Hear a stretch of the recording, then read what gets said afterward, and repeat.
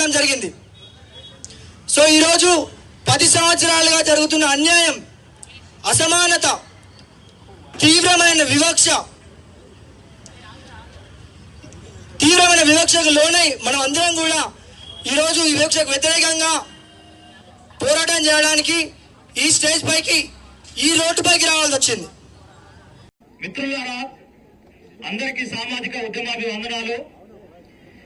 ఇవాళ హాస్పిటళ్లలో ఉండి ట్రీట్మెంట్ ఇవ్వాల్సిన డాక్టర్లను ఇలా ప్రభుత్వం ధర్నా చౌక్ దాకా తీసుకొచ్చింది. ఇవాళ ఒక ఆయన్నేమో పేపర్లు లీక్ చేస్తాడు. అవునక ఇలా ఒక దగ్గర మొన్న కుండ కొనుక్కోడానికి పోతే, అన్నయ్య కుండ లీక్ అవుతుందా అని అడిగితే, అన్నయ్య మన నీట్ పేపర్ లీక్ అని చెప్తున్నాడు. ఇలా నీట్ పేపర్లను లీక్ చేస్తున్నాడు, కుండ లీక్ కాదన్న, నీట్ పేపర్ కాదని చెప్తున్నాడు. అంటే ఎంత దుర్మార్గమైన పరిస్థితి ఇలా ఈ దేశంలో ఉన్నదో మనం ఆలోచించాల్సిన అవసరం ఉన్నది.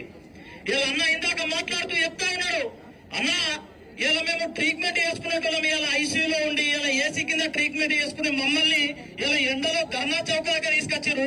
ఇట్లాంటి దుర్మార్గులకు మేము ఎట్లా ట్రీట్మెంట్ చేయాలని నాన్న అడుగుతున్నాడు. కానీ మేము చేస్తామన్నా, మా దగ్గర మానవత్వం ఉన్నదన్నా, మేము చదువుకు మేము న్యాయం చేస్తామన్నా అని చెప్పేసి చెప్తా ఉన్నాడు. ఇలా రాజకీయ నాయకులకు మేము ఈ సందర్భంగా డిమాండ్ చేస్తా ఉన్నాం ధర్నా చౌక్ నుంచి. ఇవాళ చర్చలు జరిగినప్పటికీను ఇలా పట్టి విక్రమార్క గారు మాట్లాడినటువంటి మాటలను ఇలా నిలబెట్టుకోవాల్సిన అవసరం ఉందని చెప్పేసి ఈ డాక్టర్ల పక్షాన విద్యార్థి నాయకులుగా మేము డిమాండ్ చేస్తా ఉన్నాం. ఇవాళ మీరు మంత్రులేమో హెలికాప్టర్లలో తిరగడానికి పైసలు ఉంటాయి, కానీ ఇలా 13,000 ఇస్తే 13,000 ఏం సరిపోతాయి?